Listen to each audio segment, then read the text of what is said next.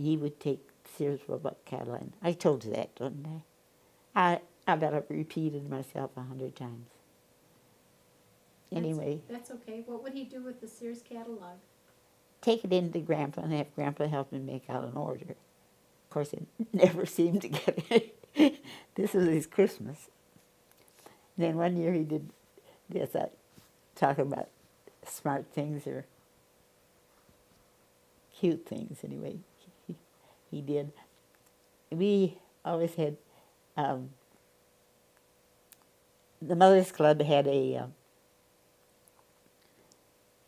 barbecue supper at school, and I was taking care of the buns or something like that at the barbecue supper, and I made holders out of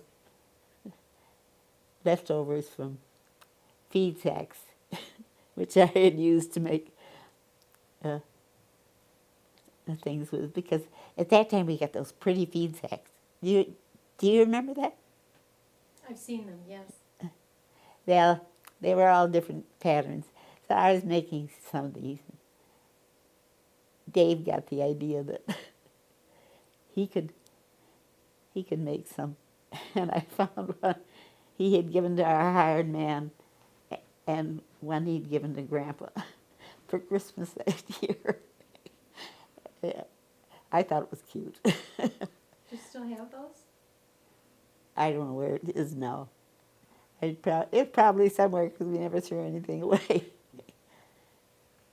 But I was impressed with his ingenuity. He doesn't have that much now.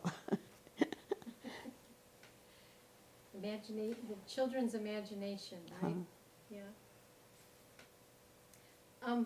I was also very curious about the cheese box. Could we pull out the cheese box? Yeah, you can bring the cheese box. Let me go get that one. It's good that you know where all these things are.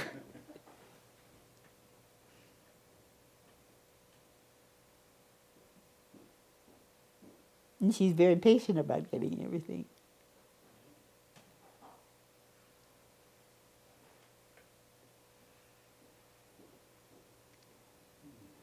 I would say that frame probably wasn't very much, because see how rough it is?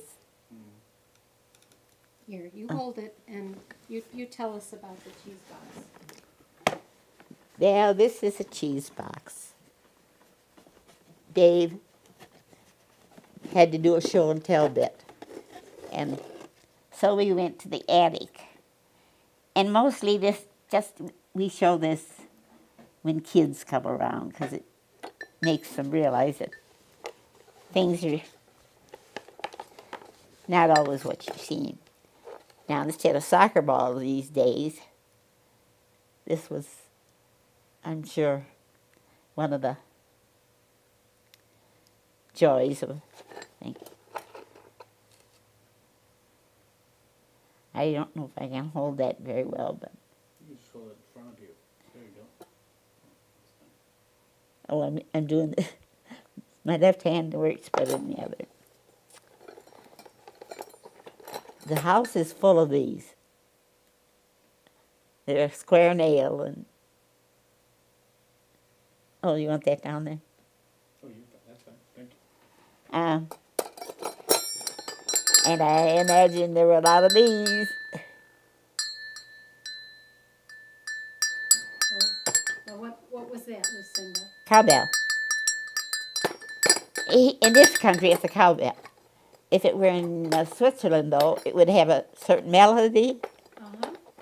I don't know if that's what they told us when we were there, that each farmer had a bell that played a certain melody. And that way, he wasn't taking anybody else's sheep or whatever. These are the marbles that were probably leftovers from the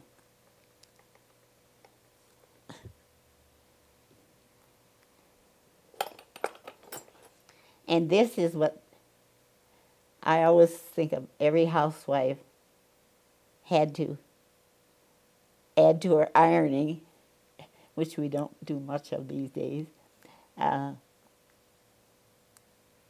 napkin rings, and you use your napkin, I suppose, for a week, maybe longer. And this, every kid loves this. This is what you put on the stove when your mother was ironing, and she had the big iron, you had the little one. I don't know if this means anything to all of you. And this is the button hook. I often think today kids don't have, they have television and they have all the modern things, but they don't have button hooks. And when we were kids and company would come, we'd hide the button hook. Kind of a big thing to hide, but we did, and it was fun.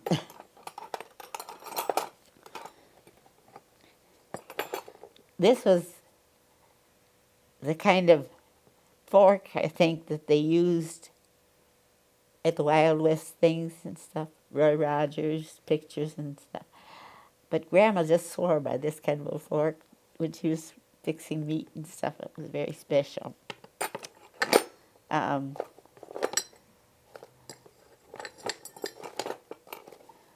Oh, and the button hook, I should have showed you that at the same time. It's a good thing we didn't have a 7-footer to have his shoe in this box. It wouldn't have fitted very well. But anyway, this is, I don't know if you can see this, how the button hook worked.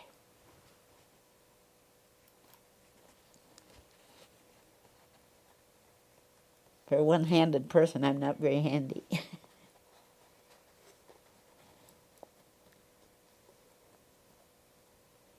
I didn't realize it was so hard. Here. I never had to do it. Lucinda, let's set the box down for a minute, and then you could kind of. Yeah, that would be better. I would be coming from the right side.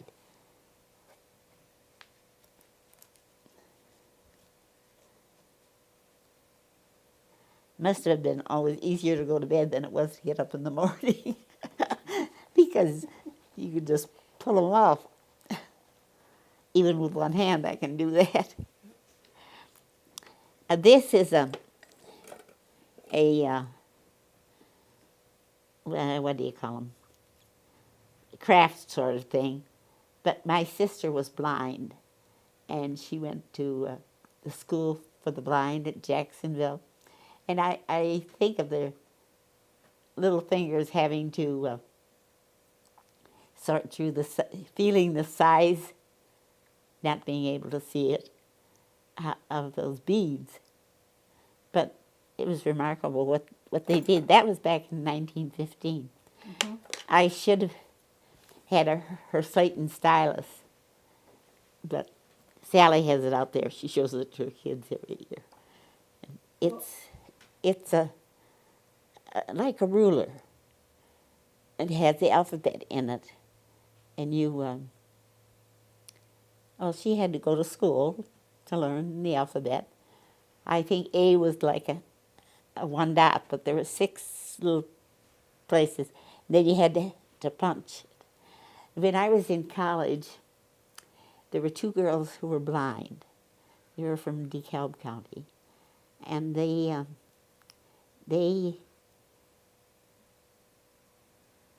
had some trouble with a girl who was reading for them. She'd come in and read for classes. And for some reason, somebody, or this girl, they blamed it onto her. I don't know if she did, but they had had some trouble with her before. But they lost their stylus. And a stylus is, what can I compare it to? It's kind of blunt, but it would go in each one of those holes. And he had a little knob on the top. And she, and I said, well, we have a stylus. They had to order it somewhere, and they didn't know how long it would be. And I said, well, I don't know if you can use it. Well, they said they thought they could because I think she had to be, yes, they were younger than Elizabeth would have been when she had it.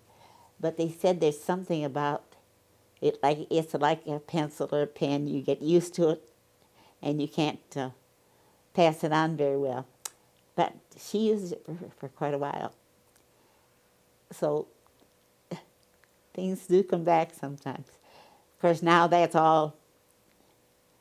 When did they get rid of the manual type of? I'm not that familiar with how blind people would train to read and so. I never thought of that, but I was thinking of it now. See, it was a slate and stylus is what they called it. Mm-hmm. And you put your paper in, and it was about the width of what do you call it, legal size paper. And you had little hooks on each side. They could get it, and then they had to feel their way to find out what they were writing. And she would write home. After all, she was only in 3rd grade, I think, when she was there last. She went to school different times, but she was not very well. She'd get sick and have to come home. And so I would guess maybe 3rd grade. She'd been to the country school before, so she knew colors and she knew grass and things of that sort, but couldn't see. What was her name, Lucinda? Elizabeth. And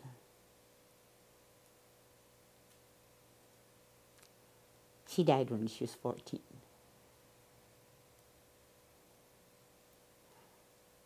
Now, I was younger, so some of the things I didn't remember, and I certainly didn't appreciate what my folks went through. Nobody ever does. Well, I think everybody is comparatively thoughtful about people, but we do tricks like sneaking into a room. Nobody'd see you, but Elizabeth would always hear you. I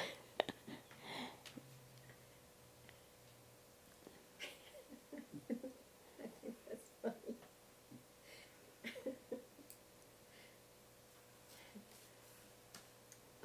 I think we're going to stop here for today. 'Cause You don't have to come back again. I have run out of anything. are you running out of things to talk about? I have more questions to ask you. What I want to ask you about now is how did you meet your husband? How did you meet Bob? When I met him, I went to summer school in Wheaton, and Flora was going there, his sister, and I met him then. And we had a pretty long courtship, but a wonderful one, and a wonderful marriage. He likes sports. I like sports. We went to a lot of games. Hard to imagine it now, but we went to a lot of games and at the stadium, hockey and that sort of thing. Oh, in Chicago? You would travel all the way into the city to watch hockey games and football games and things? Oh, one a year, when he could get off milking or something. But Bob was a very special person. Why do you say that? What do you remember as being very special about him? Well, you're asking me, everything is special.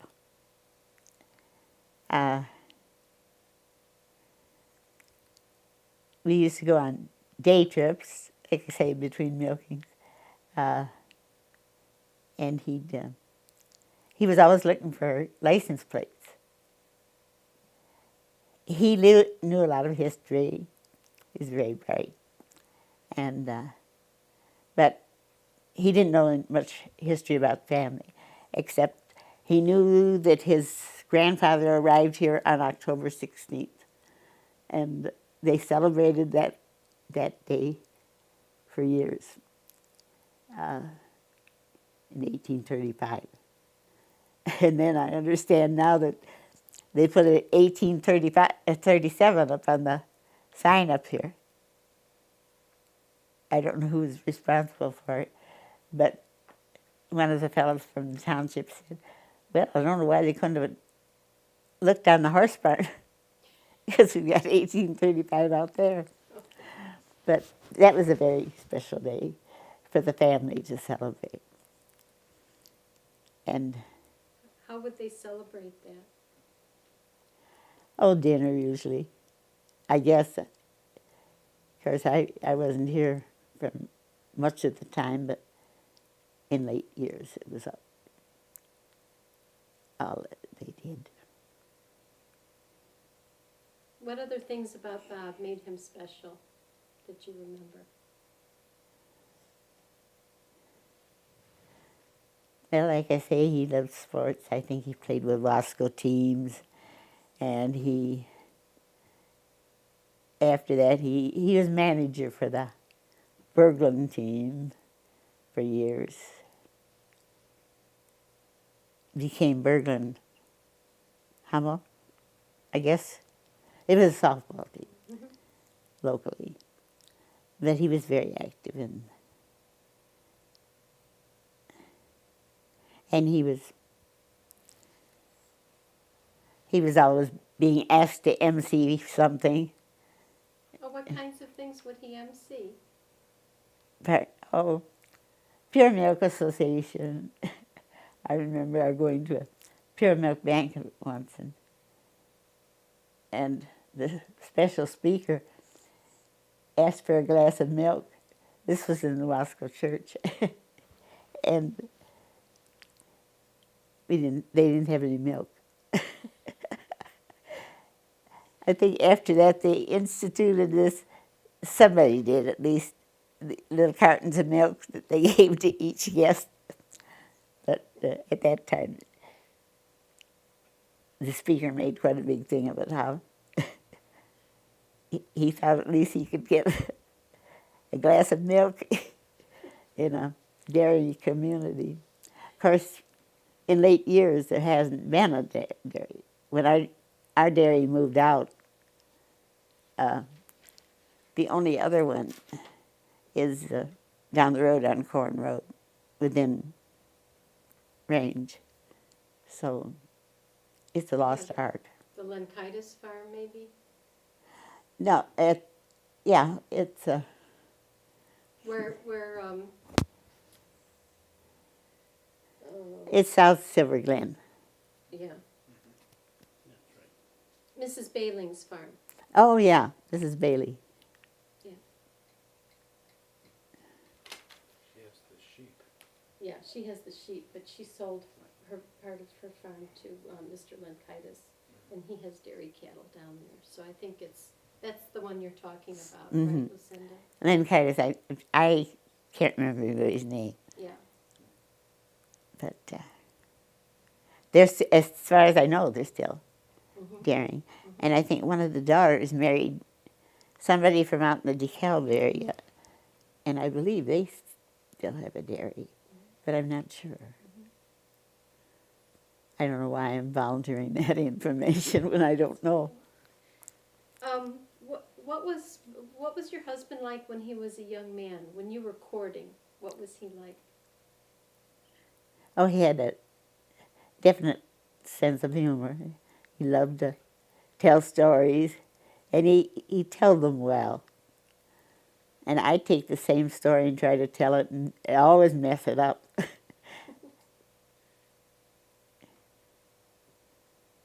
Now, did he go to college also? No, he don't know if he ever got started. He was going to go to Illinois Wesleyan, but his father was sick and poor health, so he So was he needed home. took over the farm operation then? Mhm.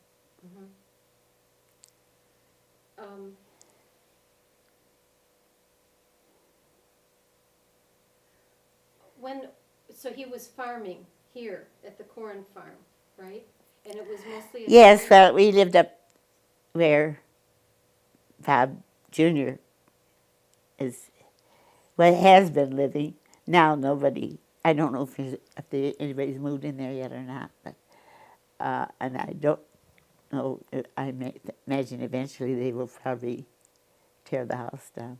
So I'll make a lot of changes. So I can't tell too much. But Bob always lived in the home here. Do you know how old that house is? The one- Pardon? Do you know how old the house down on Silver Glen? Well, Frank Richmond said when they remodeled the house when we were married in the 40s, he said that the bricks from this house that had been made here in this house, for this house, and were left, were used in the walls down in that house. So I would just guess around the 1860s, but I'm not sure. But it was quite remodeled. It was in very good shape, and it always has been. What year did you and Bob get married? In 46. 46. And how many children did you have, and what are their names?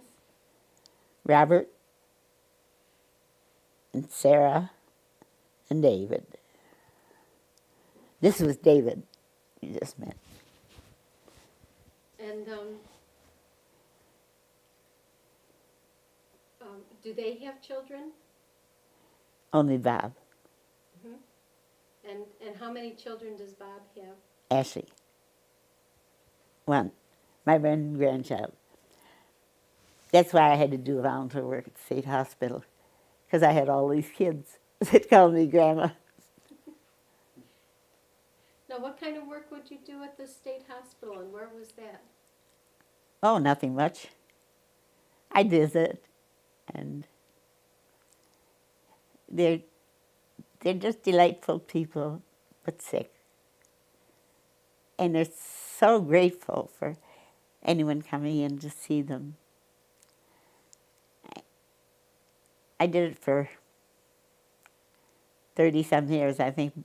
I don't think Bob was ever quite resigned to it, but he did get to go with me sometimes when we'd have parties for them. But he, I think, was always afraid something had happened. And I never had that thought at all. Now, was that at the Elgin State Hospital? Over on... Yeah, I started out, it was the Elgin State Hospital. Then it became the Elgin Mental Health Center. But it started, I think, it's the Northern Illinois Asylum for the Insane. I think that was the original name. There were 5, I remember this from history book, 5 asylums around the country. I don't know. I think there was one in, not Bloomington. What's the next door to Bloomington? I can't think of the name. Normal? Bloomington? No. I think there was one there. And there was one down at Anna. And I'd never heard of Anna till I met people who had worked in Anna and came up here to the hospital. No, it was a wonderful experience. I only visited. As I used to say, it's the only place I know where you sit and visit, and put your feet up and rest. And Bob's theory was I had enough to do at home, and I said, yeah, but it'll still be here. And it always was.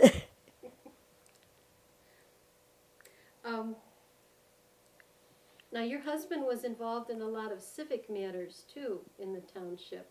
Didn't he serve as township supervisor? Yeah, he served, I think it was 27 years.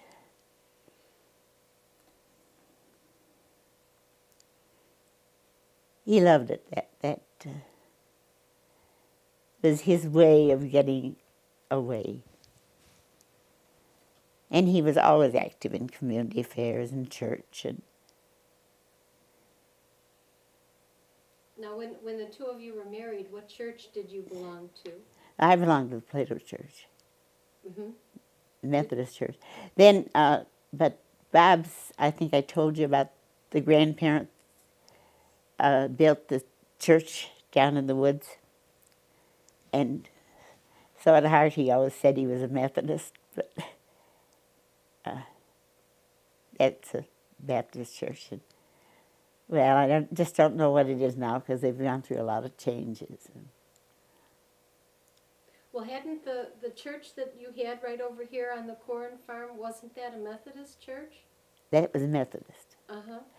And they had a circuit. The parsonage was in Plato. Mm-hmm. And they had an East Burlington church. They call it East Burlington. It's on the end of McDonald Road, but west of 47. It isn't there anymore. Mm-hmm. And this church was taken down, I think, in 1929 or something like that. Mm-hmm. You see what happened? There were so many of these little churches around, but then when cars came in, people could go to their favorite denomination, wherever it was.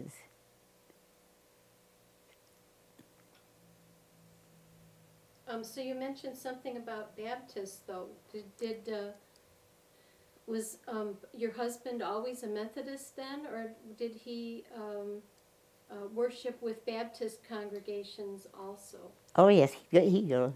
We went to church at the Baptist church for quite a while. And where was that? In Wasco. Oh, in Wasco, okay.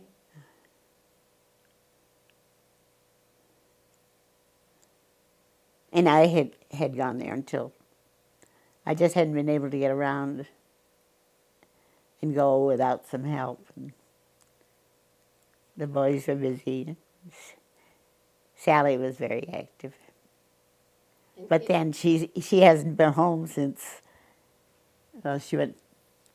she started teaching in 71, and she's still teaching.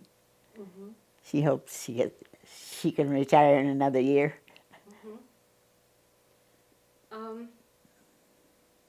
What would you say makes you most proud about your children? Apparently, When you think about your children and how you raise them, Lucinda, what makes you most proud about your children? oh, I don't really know anything to be very proud of. I'm just very thankful for the life